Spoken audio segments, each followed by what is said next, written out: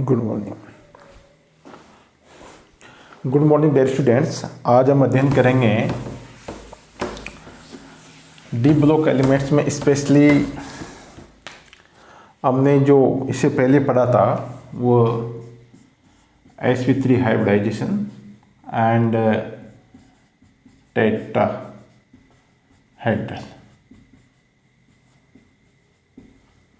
कहने का मतलब डी ब्लॉक एलिमेंट्स की जो एक स्पेसिफिक कैरेक्टरिस्टिक होती है वो होती है कोऑर्डिनेशन कंपाउंड्स फॉर्मेशन की। ठीक है, और कोऑर्डिनेशन कंपाउंड फॉर्मेशन क्यों करते हैं? Having vacant D orbital and small size of the D orbital. Okay, तो यहाँ पे अपन ने इसका एग्जांपल लिया था टेट्राहेड्रल sp3 और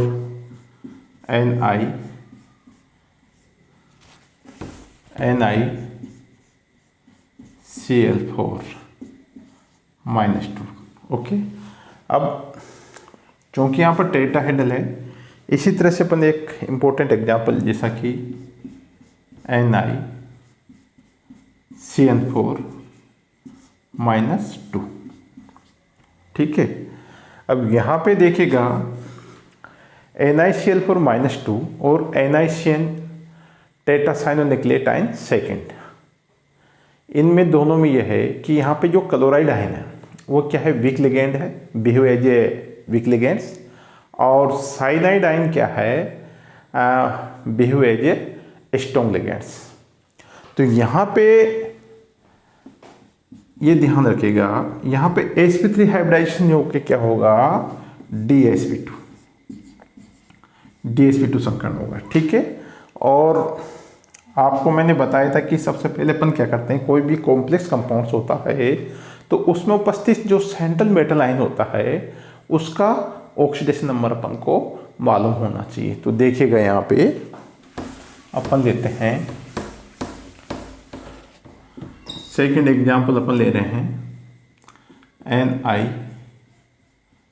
NiCl4 -2 टेट्रासाइनोन्यूक्लियोटाइड सेकेंड, और यहाँ पे जो संकरण है वो है क्या है? DsP2 hybridisation. ठीक है, तो सबसे पहले मैंने बोला था कि निकिल का एटॉमिक नंबर 28 होता है, और इसका जो अपन लिखेंगे तो electronic configuration 4s2 3d8। Okay, लेकिन यहाँ पर निकिल टेट्रासाइनो यानी कि NiCl4 -2 है, इसमें जो हाइब्रिडाइजेशन वो क्या है? DsP2 है। तो अपन को इसके अकॉर्डिंग यहाँ पे ऑर्बिटल को अरेंज करना है। ठीक है, तो यहाँ पे इसको 3d8 4s एंड 4p। ठीक है, अब इसको हम सही व्यवस्थित तरीके से लिखेंगे। सबसे पहले निकिल का जो ऑक्सीडेशन नंबर है, सबसे पहले अपन चलेंगे 1 बाय 1 करके। सबसे पहले ऑक्सीडेशन स्टेट जैसा कि x -4 -2, x -2 + 4, x +2। तो ये ध्यान रखिएगा, यानी कि कहने का मतलब निकिल पे जो ऑक्सीडेशन स्टेट है वो क्या होगी? +2 होगी। ठीक है, तो यहाँ पे देखना निकिल का 28 है और इन पे जो ऑक्सीडेशन नंबर है। ठीक है, तो अपन इसको लिखेंगे 3d8 4s2 4p। ठीक है, यहाँ पे लिख सकते हैं अपन ग्राउंड स्टेट। ठीक है, लेकिन Ni+2 में लिखेंगे तो 2 इलेक्ट्रॉन यहाँ से चले जाएंगी, और इसको किस तरह से लिख सकते हैं अपन? 3d8 4s 4p, इस तरह से। अब यहाँ पे देखिएगा 1 2 3 4 5, 3d8 4s और 1 2 3, इस तरह से। यानी कि ग्राउंड स्टेट में यहाँ पे देखिएगा 3d8 है, 1 2 3 4 5 और 6 7 और 8। ठीक है, 4s क्योंकि 2 इलेक्ट्रॉन Ni+2 की वजह से निकल चुके हैं, तो 3d8 है, 4s में कोई इलेक्ट्रॉन नहीं है, 4p में कोई इलेक्ट्रॉन नहीं है। ठीक है, लेकिन क्योंकि हाइब्रिडाइजेशन क्या है इसमें, DsP2, ठीक है, इस केस में। तो जब अगर अपन इसको NiCN4 -2 की कंडीशन में देखेंगे, है ना, तो अपन को क्या करना, हम लोगों को क्या करना पड़ेगा, आपको क्या करना है, यहाँ पे लिखना पड़ेगा, क्योंकि साइनाइड ये strong ligands, cyanide strong ligand होने की वजह से यहाँ के जो d ऑर्बिटल में जो इलेक्ट्रॉन्स है वो क्या हो जाएंगे, पेयरिंग हो जाएंगे, ठीक है। तो लाइक दिस 1 2 3 4 5 ये हो गया, और 1 2 3 4 5 6 7 और 8, करने का मतलब यहाँ का इलेक्ट्रॉन यहाँ आ गया, ये हो गया,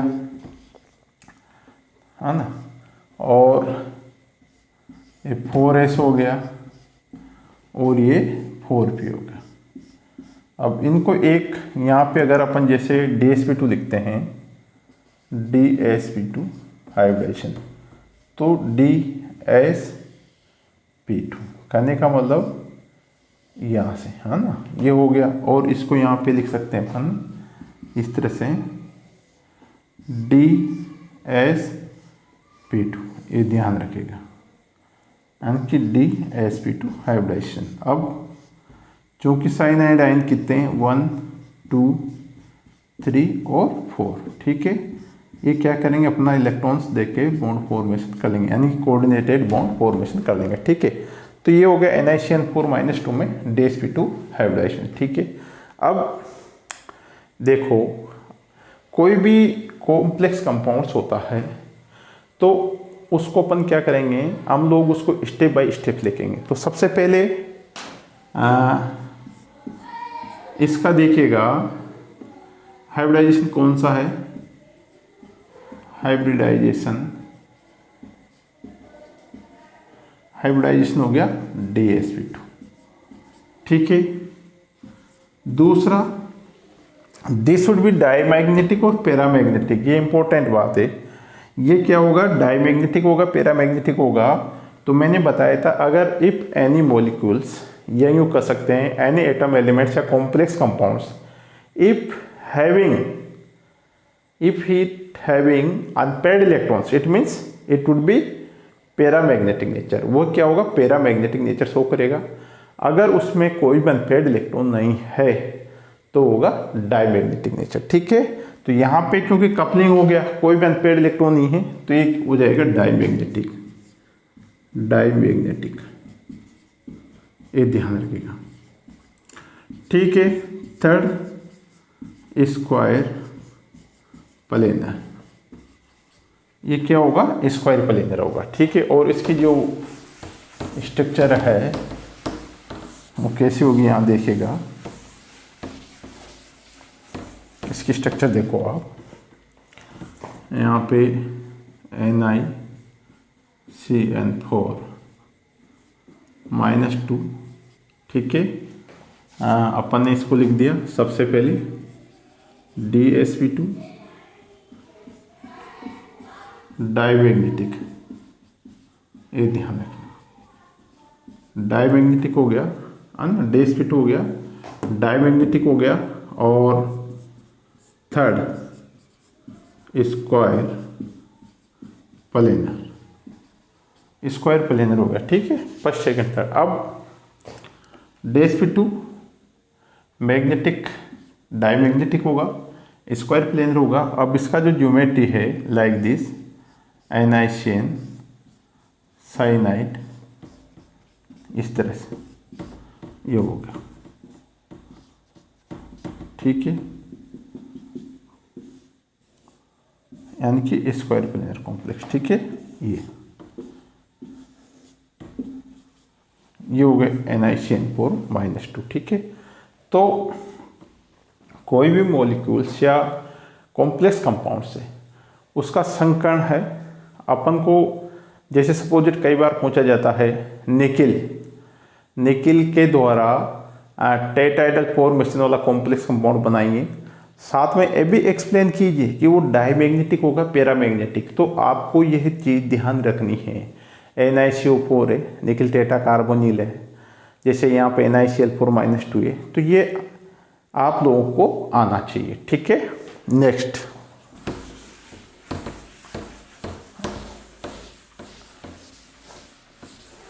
नेक्स्ट अपन लेंगे coordination number 6।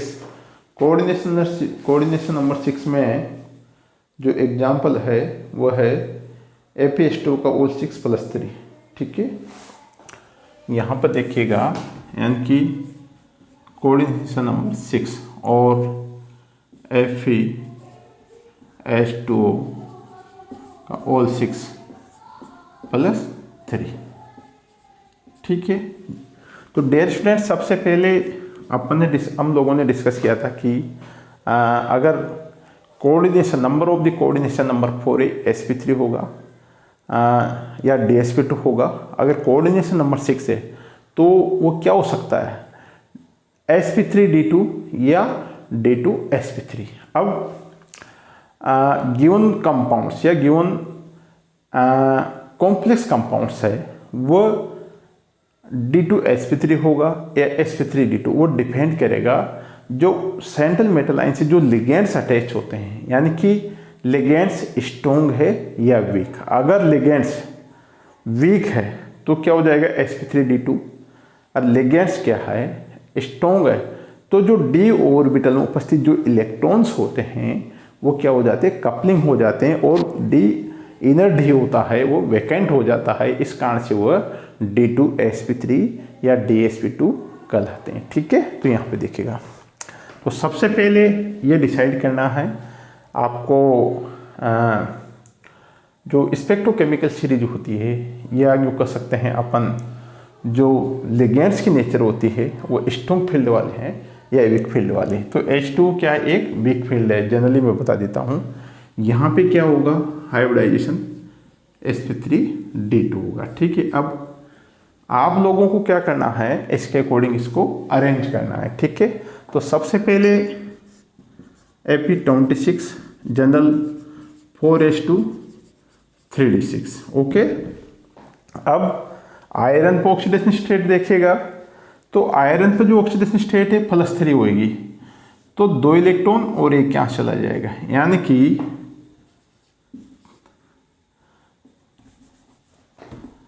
4s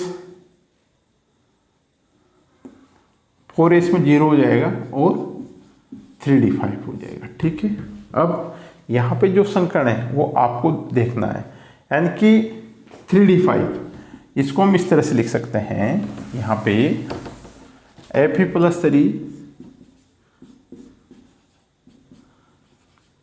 3d5 4s है ना, 4s 4p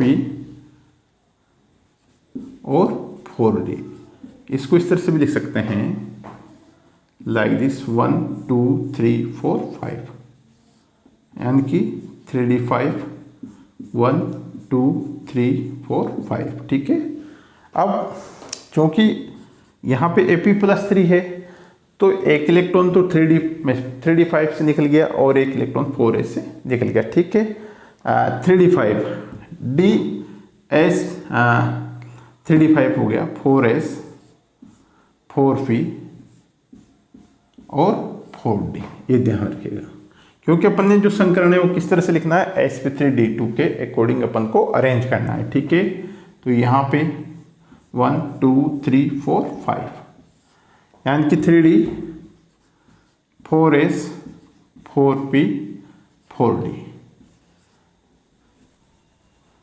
ये हो गया। ठीक है, अब यहाँ पे अगर अपन इसको, अब यहाँ पे एक बात और आपको लिखनी है, H2O क्या है, since H2O is a weak ligands, ये लिखना पड़ेगा। ओके, चूंकि H2O क्या है, एक वीक लिगेंड है,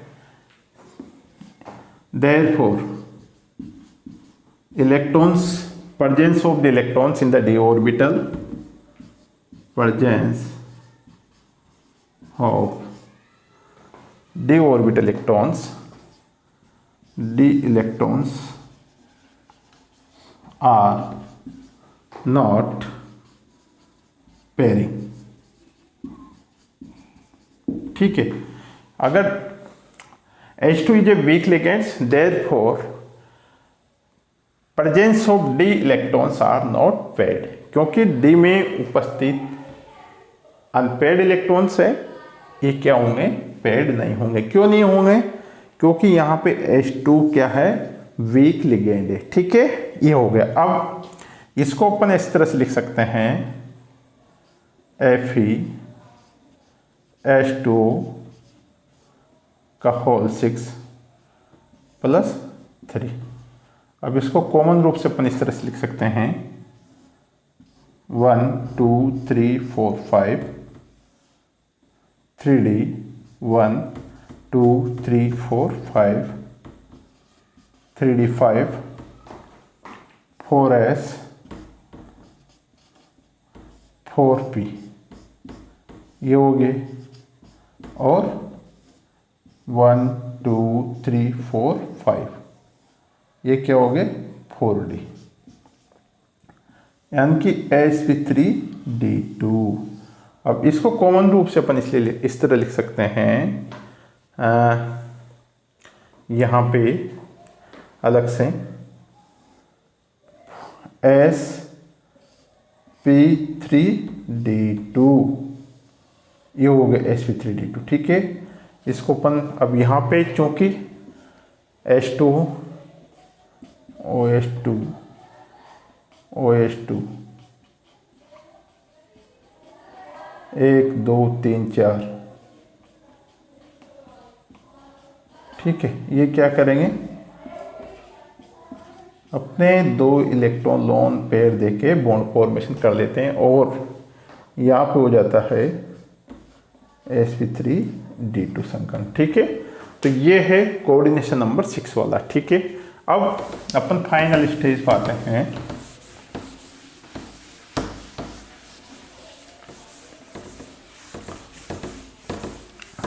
अपन ने इसका हम लोगों ने क्या किया, इसका हाइब्रिडाइजेशन फाइंड आउट कर लिया। ठीक है, FeH2 का ऑल 6 + 3। ओके, अब सबसे पहले इसका संकरण आपको लिखना है sp3d2। सेकेंड,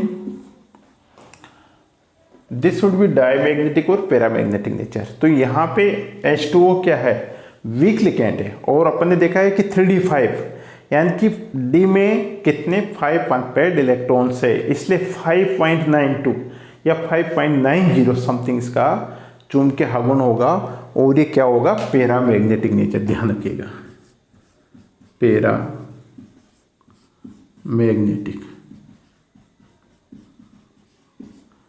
पैरामैग्नेटिक नेचर का होगा। ठीक है, ये ध्यान रखिएगा। ठीक है, ये हो गया। अब यानी कि sp3d2 पैरामैग्नेटिक नेचर होगा। थर्ड, ज्योमेट्री क्या होगी साहब, ज्योमेट्री होगी इसकी ऑक्टाइडल, ये ध्यान रखना।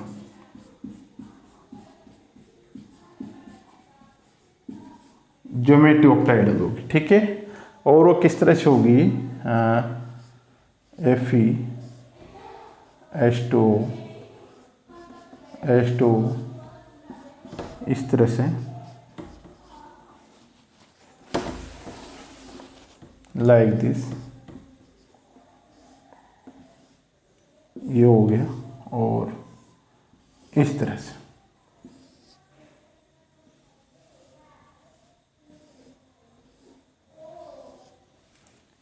यानी कि H2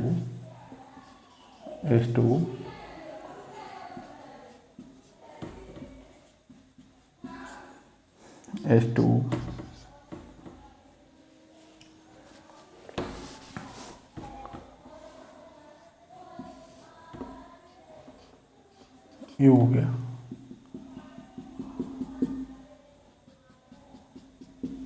ये हो गया इसका। ठीक है, तो इस प्रकार से क्या होगा, दूसरा लाइक दिस, या अगर अपन इसको ऐसे भी नहीं लिख सकें तो अपन ऐसे लिख सकते हैं इसको, क्योंकि ये हेक्सागोनल फॉर्म हो जाएगा ऑक्टाइडल, और हेक्सागोनल लेकर के इसको अपन सिंपल इस तरह से लिख दें, ये हो गया H2 इस तरह से।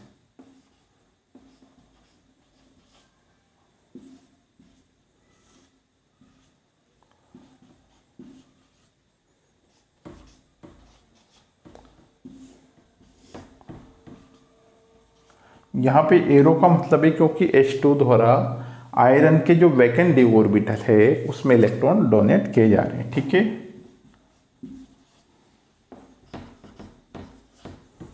इस तरह से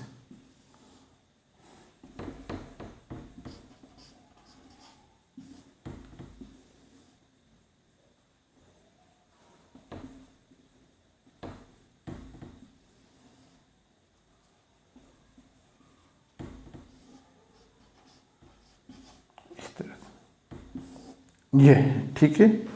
कहने का मतलब ये ऑक्टाइडल फॉर्म होता है, ये न्यू होता है प्लेन, एक नीचे एक ऊपर, ठीक है। ये हो गया।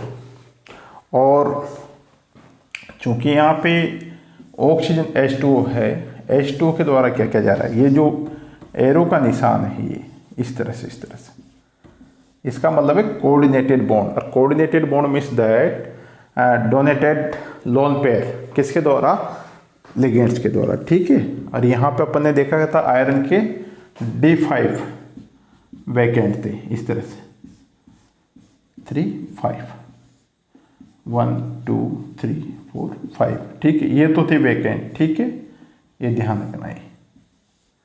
और अपने DsP2 कहने का मतलब D5 तो वैकेंट है और sp3d2 है ना, यहाँ पे sp3 1 और d2, कहने का मतलब जो बॉन्ड फॉर्मेशन किया इन्होंने sp3d2 इस वैकेंट ऑर्बिटल के साथ में, ये 5 unpaired electrons they are remaining form, और ये इसी वजह से क्या होगा, पैरामैग्नेटिक नेचर का होगा, ठीक है। और यहाँ पे इस तरह से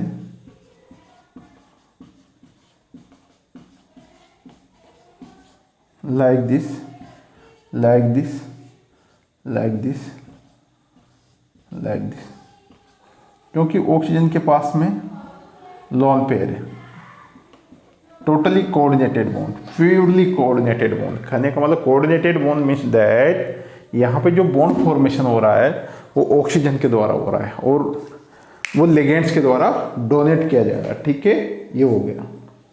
और नेक्स्ट अपन लेंगे हेक्सासाइनोफेरेट Fe6